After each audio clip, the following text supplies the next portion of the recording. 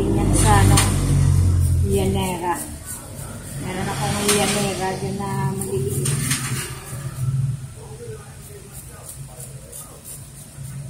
Sa probinsya, ang ginagamit noon, ano,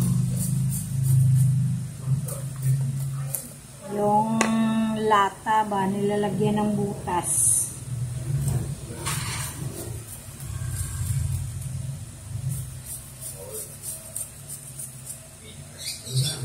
Tapos ipatong sa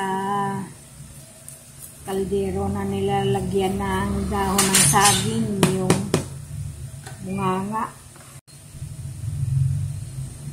Hello mga friend, ito na, tapos na natin gigadgad.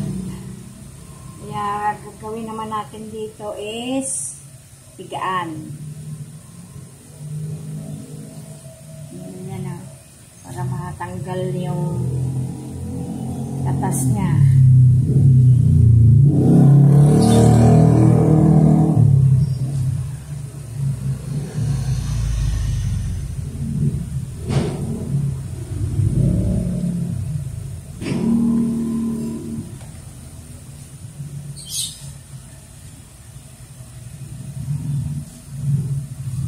Parang gata din yung kakang gata ang katas niya.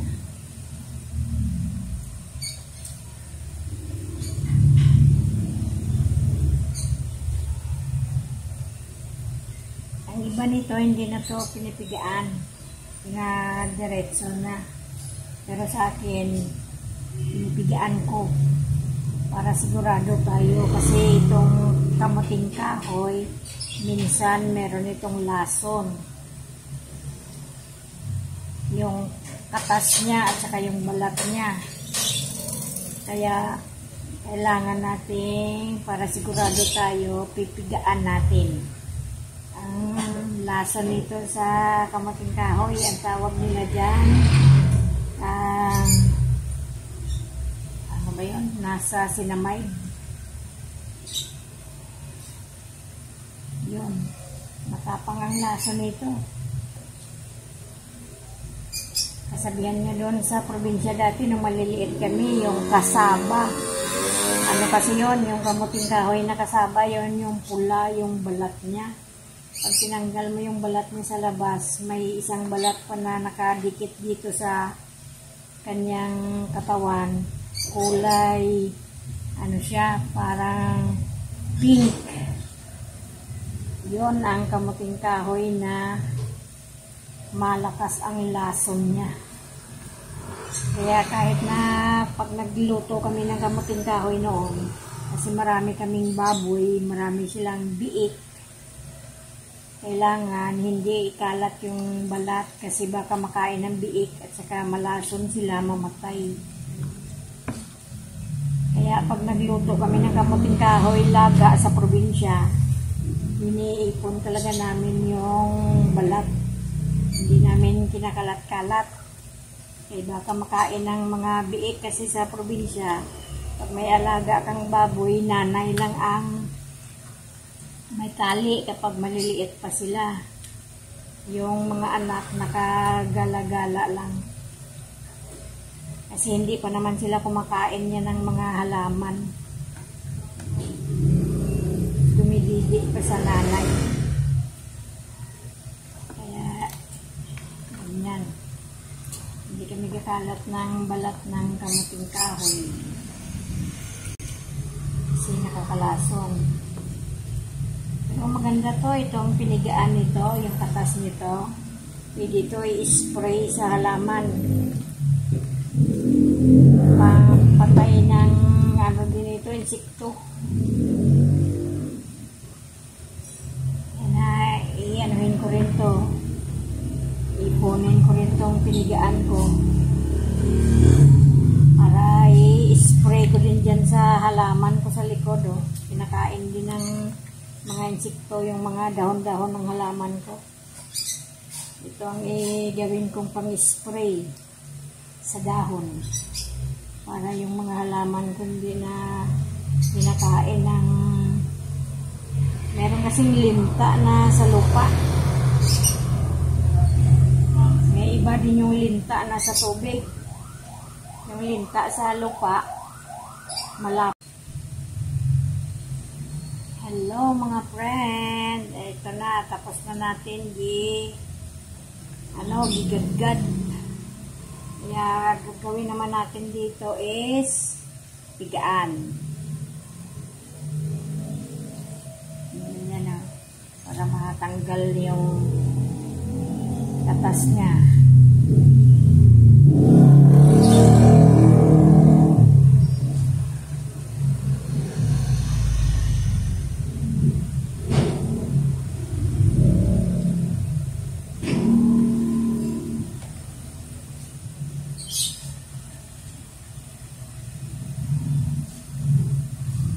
Parang gata din yung kakang gata ang katas niya.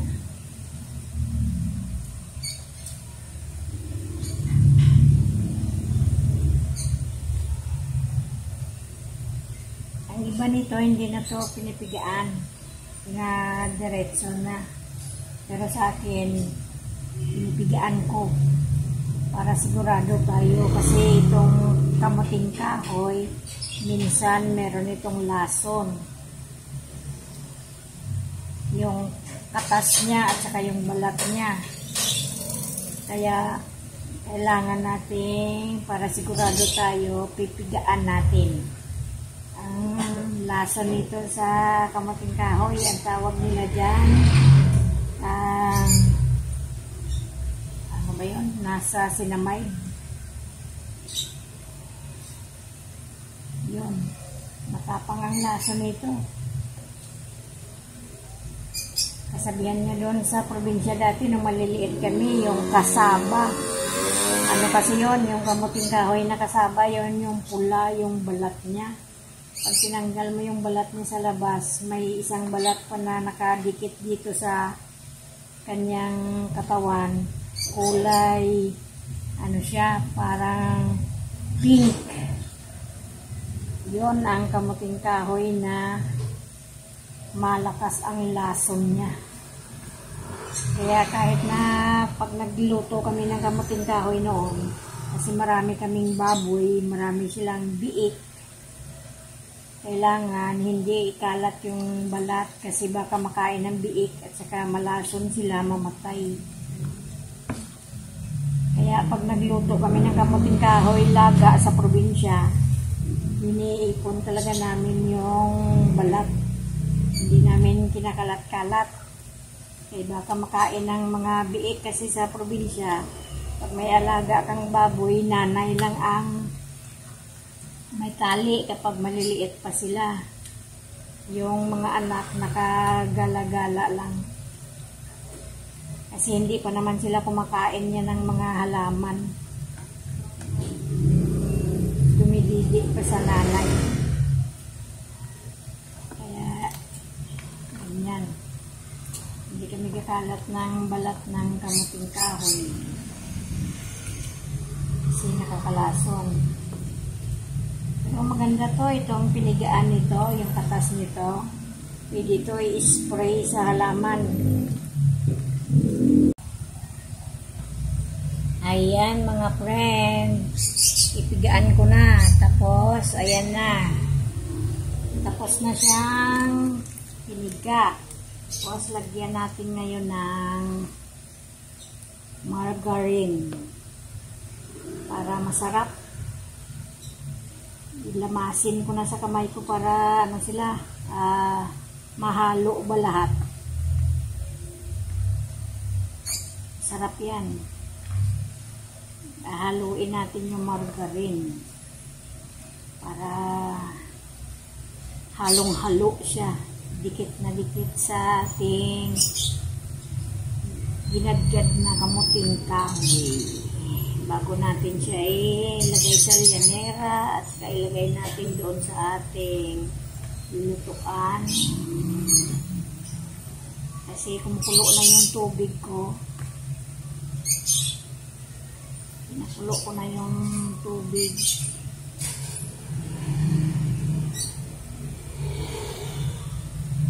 Habang nagkakayod ako, nakasalang na yung aking tubig.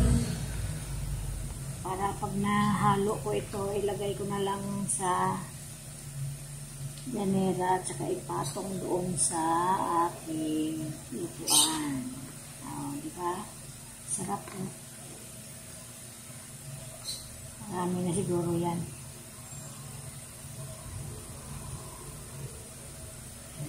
Inihan natin yung para sarap. Margarine. Tsaka lagyan din natin agad ng asukal. Para sarap.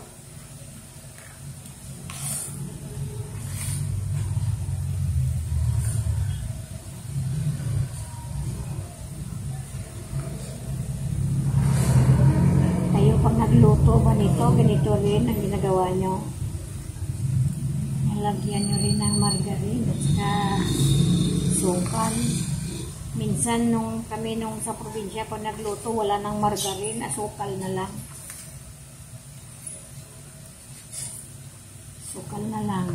Ganda ito gawing suman. Ibalot sa dahon ng saging. At saka ilaga.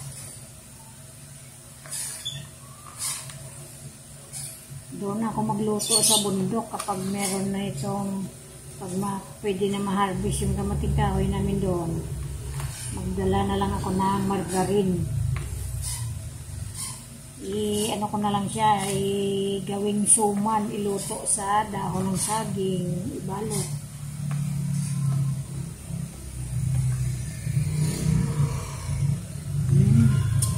Tamis na.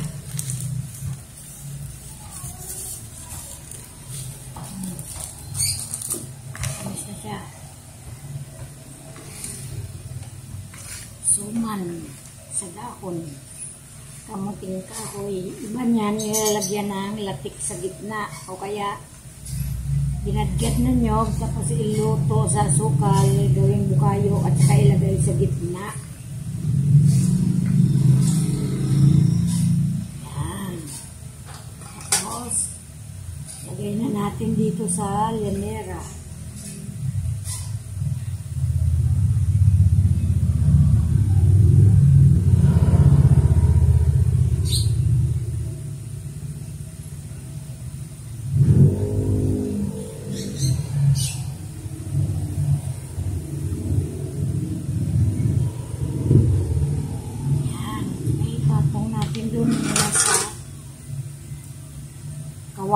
Kawali ang nilagyan ko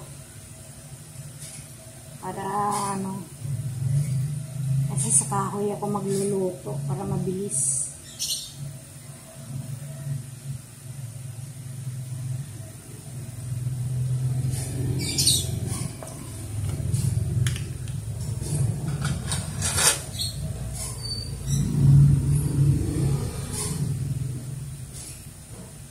Kung lulutuin ko ito sa kalan, maubos agad yung gas ko.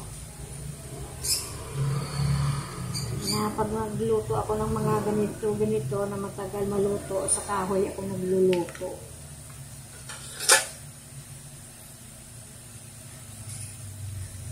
Maraming kahoy dito na yung mga nagpapagawa ng bahay. Tinatapon nila yung mga kahoy-kahoy. Ang sa bibili ka, mahal din yung kahoy na binibili.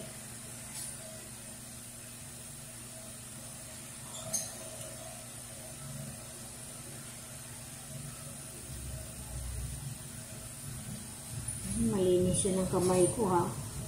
Naggadgad na yan kanina at saka nagpiga.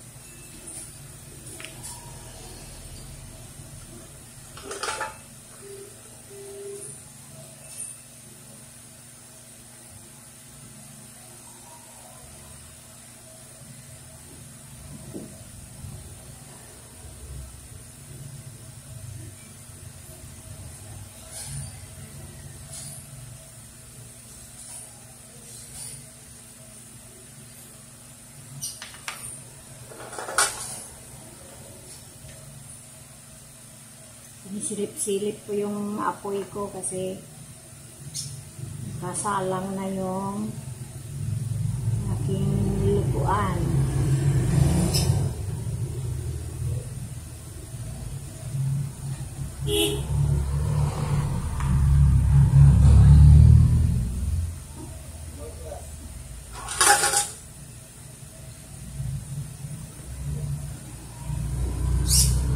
Naisip ko na magluto. Mahal kasi din yung tinapay, parang hindi ka na mabubusog sa biskwit sa tinapay.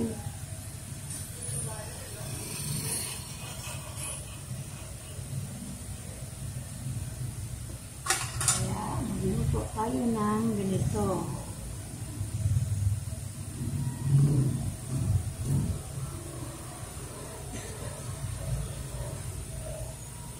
Para makatipid tayo. Ang halagang 50 na tinapay pag marami kayo, hindi kayo mabubusog.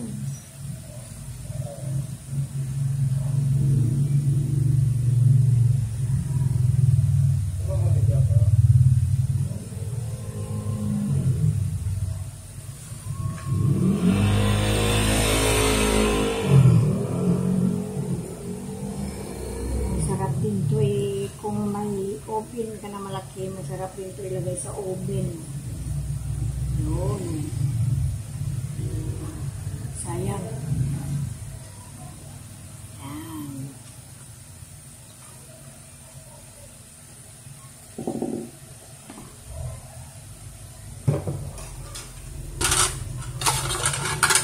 Marami pa akong llanera. Dito natin ilagay natin doon sa ating lutuan.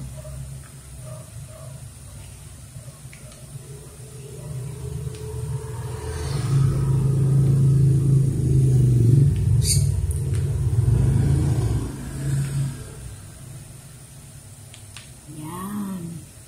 Ang dami na. Ilagay ko doon sa akin lutuan. Balikan ko ulit kayo mamaya, mga friend.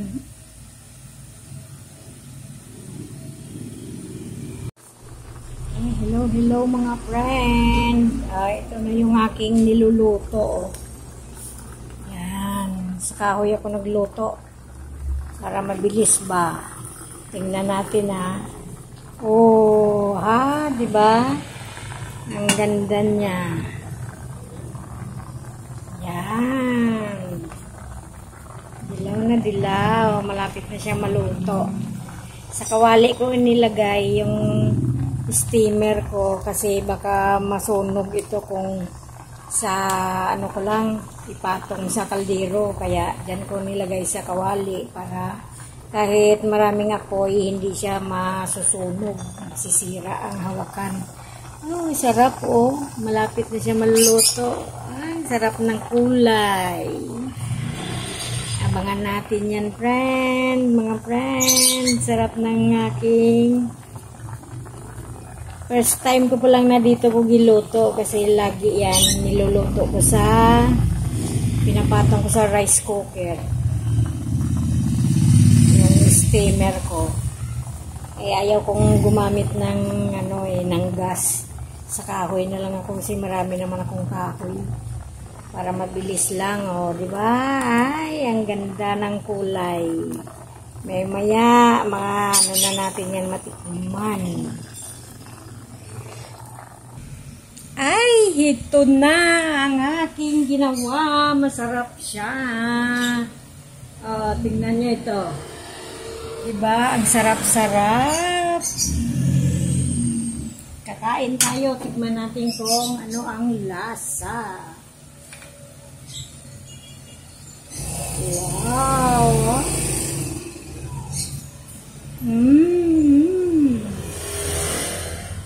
Ang sarap.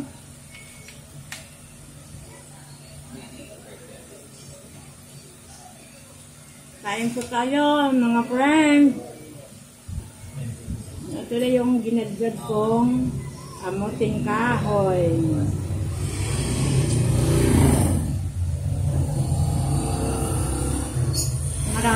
nasa 10 llanera. Meron pa ako doon na isa lang. Ito yung unang luto.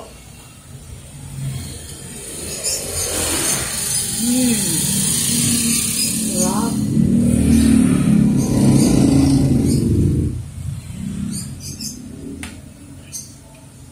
Ganito, isang llanera lang, busog ka na. Inuman mo ito ng kape, soft drink, juice, tubig. Oh, ang sarap.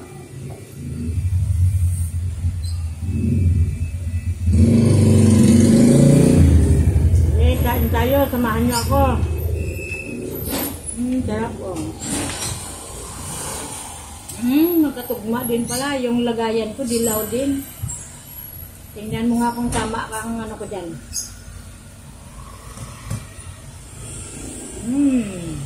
Sarap.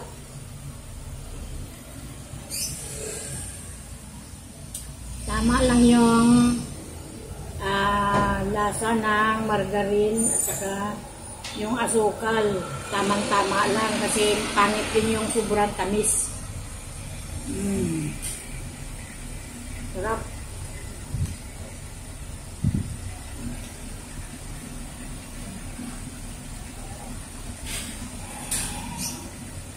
Sarap-sarap oh. Ang isang llanera, lagyan mo, timplahan mo ng kape. Yan, ang sarap. Timplahan mo ng ano yan, timplahan mo ng kape. Ang isang ganito, isang llanera, busog ka na oh. Ba, parang ano siya. Sarap pala pag ganyan sa llanera ilagay.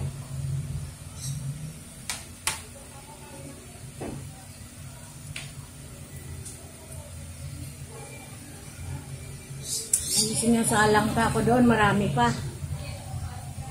Ang sarap-sarap. Tama lang yung kanyang ano,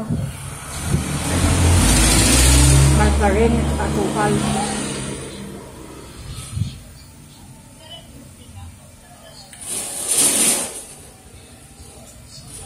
Ganyan pa lang gagawin ko lagi.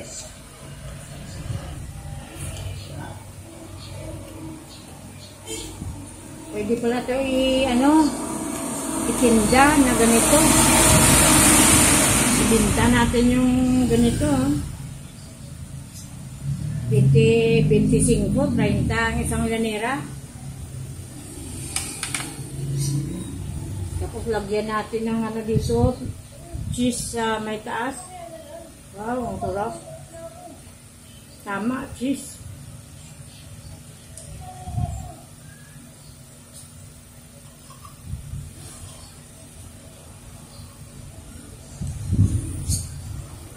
Mauubos ko yung isang llanera. Konti na lang. Sarap. Siyempre masarap kasi ako nang nagluto. Ewan ko sa inyo kung matikman nyo ito, kung nasarapan din kayo. Kung masarap din sa inyo.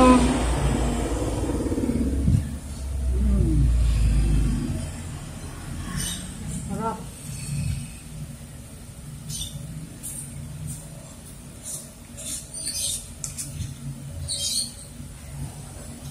Tingnan ko yung apoy ko kung tuloy-tuloy.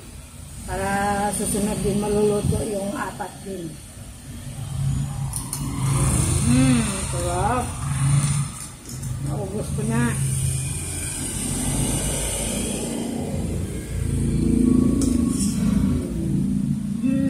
All the way down. Ubos na siya. Sarap.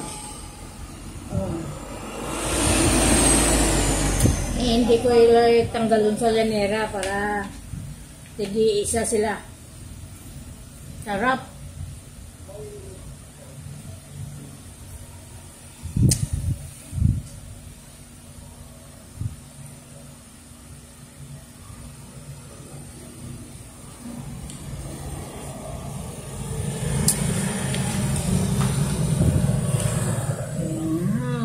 Sarap, sarap.